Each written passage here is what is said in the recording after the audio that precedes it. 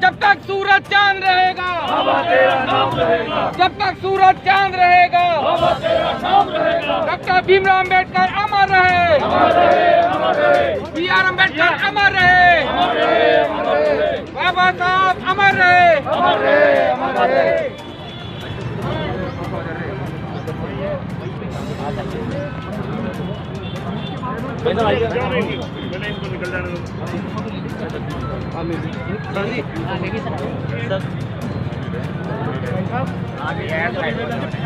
जी sir जी आ गया भैया।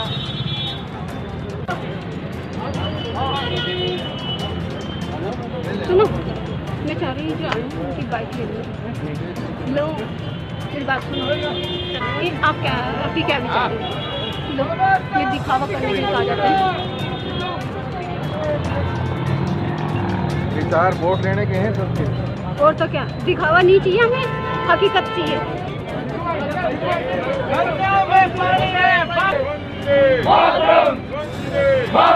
जब तक सूरज चांद रहेगा, बाबा तेरा नाम रहेगा। जब तक सूरज चांद रहेगा, बाबा तेरा नाम रहेगा। जब तक सूरज चांद रहेगा, बाबा तेरा नाम रहेगा।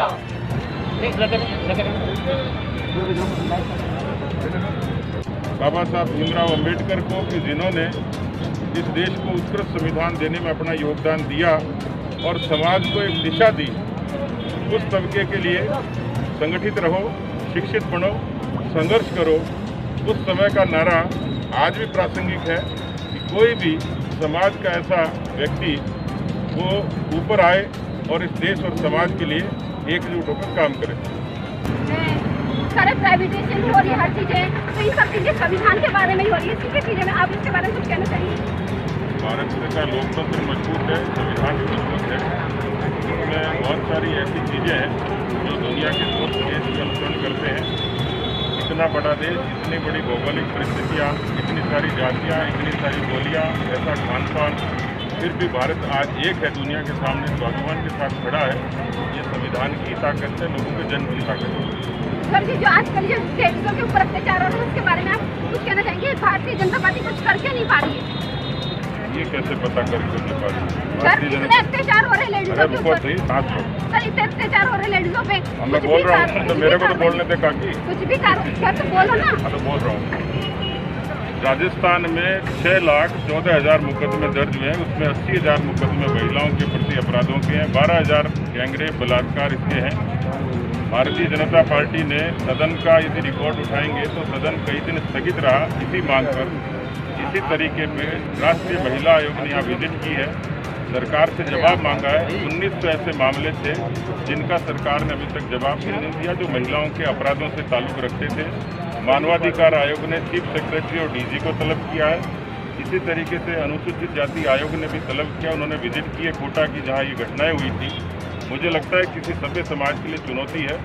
समाज तो खैर इसमें जागरूक रहे ही, लेकिन सरकार का भी कर्तव्य है कि महिलाओं को सुरक्षा दे। सर, कोरोना के ऊपर भी कुछ कहना चाहिए? एक सेकंड। संविधान के लिए कौन लड़ेगा? हम लड़ेंगे, हम लड़ेंगे। लोकतंत्र में तानाशाही नहीं चलेगी, नहीं चलेगी। अरे लोकतंत्र में तानाशाही नहीं चलेगी, नहीं चलेगी। मोदी सरकार होश में आओ, होश में आओ, होश में आओ। किसानों के संवैधानिक अधिकारों पर नहीं सहेंगे, नहीं चलेंगे, नहीं चलेंगे। लोकतंत्र में तानाशाही नहीं चलेगी, नहीं चलेगी, नहीं चलेगी। अरे जो हिटलर की चाल चलेगा, वो हिटलर की मौत करेगा। लोकतंत्र में जो हिटलर की चाल चलेगा, वो हिटलर की मौत करेगा। इंकलाब जिंदाबाद, जिंदाबाद, जिंदाबाद। मैं Mahendra Kumar Bairwa, chief engineer DL Jaipur. Baba Saheb के चरणों में नमन। और देखिए, ना गीता से चलता है, ना बाइबल कुरान से, ना गीता से चलता है, ना बाइबल कुरान से चलता है देश हमारा बाबा साहब के संविधान से। हम ऐसी शख्सियत बाबा साहब को नमन करते हैं। एक बार एक UNO की कॉन्फ्रेंस के अंदर क्लिंटन साहब ने बड़े प्राउड से कहा, बिल क्लिंटन साहब ने बड़े प्राउड से कहा कि we the largest republic country of the world, मतलब उन्होंने उनके कंट्री के लिए कहा था we the largest republic country of the world. ये उनकी स्पीच की शुरुआत थी। जब हमारे इंडिया का नंबर आया, इंडिया के अंदर जो अटल बिहारी वाजपेयी साहब स्वर्गीय उस समय रिप्रेजेंट किया था यूएनओ के अंदर, उन्होंने कहा, उन्होंने अपनी पहली लाइन में ये चीज़ कवर की, India the largest democratic country of the world. India the largest democratic country of the world. तो हमें बहुत प्राउड है, हम इंडिया के अंदर द लार्जेस्ट डेमोक्रेटिक कंट्री, हमें इस चीज़ का प्राउड है। और जो लार्जेस्ट डेमोक्रेटिक कंट्री बनाने में उसके कॉन्स्टिट्यूशन में किसी का कंट्रीब्यूशन है तो वो हमारे बाबा साहब के कंट्रीब्यूशन है। हम ऐसी शख्सियत को नमन करते हैं।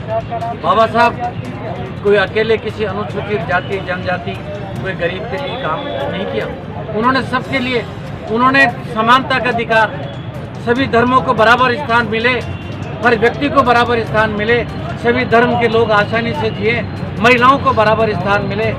तो और नहीं तो ये जो कामदार हैं, मजदूर लोग हैं, मजदूरों की भी उन्होंने पूरी व्यवस्था की। मजदूरों के जो 16 घंटे काम करते थे, 16 घंटे से उन्होंने 8 घंटे करवाया।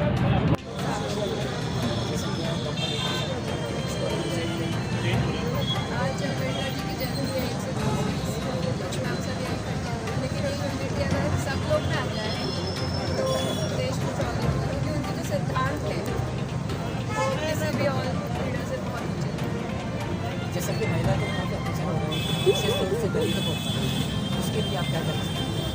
महिलाओं के लिए उन्होंने खासकर जोर दिया था। अगर उनके वाक्यों को देखा जाए तो उन्होंने महिलाओं के लिए कहा था कि अगर परिवार में एक महिला पड़ जाए तो पूरी चीज़ सुधर जाती है। महिला शिक्षा में बहुत आगे बढ़ना चाहिए और यूनिटी आनी चाहिए। महिलाओं के लिए ऐसा वातावरण तैयार करना चाहिए कि वो आगे बढ़ सके, क्योंकि महिलाओं के लिए अलग ही घरेलू वातावरण सुलझा के रख दिया जाता है कि वो आगे नहीं बढ़ रहा। जैसे कि अपना आरक्षण का चला, जैसे कि रोज देख रहे बढ़ रहा है, आपको लगता है कि वर्ग में आरक्षण को बचना चाहिए, उसकी क्या पहल है? आरक्षण को अलग निजीकरण के माध्यम से खत्म किया जा रहा है, वो अलग बात है, लेकिन जो हमारा कॉन्स्टिट्यूशन राइट है वो तो किसको एक फिर जैसे विशेष जाति है या विशेष अपनी बोली वाली है, ये बीजेपी के लोग हैं, पर्सनल इसका एक इशू बना रखा है कि आप लोग के आरक्षण को खत्म करें, और हो भी रहा है। तो इसकी रोकथाम के लिए आप लोग को कैसे महसूस हो रहा है, उसमें क्या उपाय करना चाहिए? यही है कि अपने जो भी कॉन्स्टिट्यूशन में लिखा है सारे प्रावधानों को जाने, तभी तो हम उसके सुरक्षा के लिए आगे बढ़ पाएंगे। तो पहला कदम तो यही होना चाहिए कि उसको जाने, फिर उसको सुरक्षा के लिए आगे बढ़े। जो भी हमारे संसद में होता है सब पे हमारी नज़र है। My name is Diksha Gul. So my point is, if we are 16% of the population of this country, then why are we not united? We can look at here. Female participation here is only 3 ladies. If we count 4 ladies, then why the female population is not mobilizing in the country? If we account for 16% of the SC population in this country. My one point is mobilization, because before raising any issue in front of the people, we must mobilize to spread the awareness first. Second is education. Spread education among the young children, especially the women, because we can all see that the women participation is still low. Even in the parliament, all the population, all the seats that are reserved for the SC population are mostly filled by the men population. So then why not the women are representing in that sphere of the life? That's it. We should be united, and then we can raise awareness, because unity is strength ultimately. मेरा नाम रमेश निदानिया है। मैं tourism कच्ची बस्ती में रहता हूँ और समाज सेवक हूँ। मैं सबसे पहले तो इस देश के आम जो महिला और दलित लोगों को बाबा साहब की जयंती पर बधाई देना चाहूँगा, उनको शुभकामना देना चाहूँगा और उनका आह्वान करना चाहूँगा कि वो बाबा साहब ने जो अधिकार दिए महिला और दलितों को, उनको अपने अधिकार के प्रति जागृत रहना चाहिए और अपने अधिकार के प्रति जो है मूवमेंट आवाज़ उठानी चाहिए। आज हमारे देश में, मैं किसी का नाम ले लूँगा, बाबा साहब ने सभी को मौलिक अधिकार दिए हैं, सभी धर्म और जाति, महिला और पुरुष को सभी को लोग बराबर का अधिकार दिए हैं। लेकिन कुछ लोग सामंतशाही लोग, कुछ लोग पूंजीवाद और मनुवाद इस संविधान को तोड़ना चाहते हैं और मनुवाद का संविधान लागू करना चाहते हैं। हम इसके बिल्कुल खिलाफ हैं। हम ये चाहेंगे कि आज बाबा साहब के जन्मदिन पर आप सारे के सारे लोग, जो दलित और तमाम महिलाएं हैं, अभी साहब बात कर रहे थे महिलाएं कम है, महिलाएं कहीं महिलाओं के बीच में डर है या हम पुरुष लोग उनको साथ में मिलाते हैं, ये हमारी कमी है। तो हमारे घर में, हर घर में चित्र होना चाहिए और संविधान के प्रति हमको जागरूक होना चाहिए। संविधान बचेगा तो हमारा अधिकार बचेगा। अभी कोविड की बात हो रही थी, तो कोविड जब कुंभ का मेला चलता है, चुनाव होते हैं, बड़ी बड़ी रैलियां होती है, तो उनके कोविड गाइडलाइन नहीं होती और आम आदमी का, बाबा साहब का दिन होता है या आम आदमी का कोई फंक्शन होता है, शादी होती है, जो कोविड की गाइडलाइन लागू कर दी जाती है। मैं सरकार से निवेदन करूंगा कि वो इसमें गंभीरता से विचार करें कि ये दोनों तरफ क्यों चलाया जा रहा है। एक है बाबा साहब ने अधिकार दिया हर आदमी को वोट देने का, तो हर आदमी को अपनी बात कहने का भी अधिकार है। इसी साथ में सभी साथियों को जय भीम, नमो बुद्धाय, जय भारत।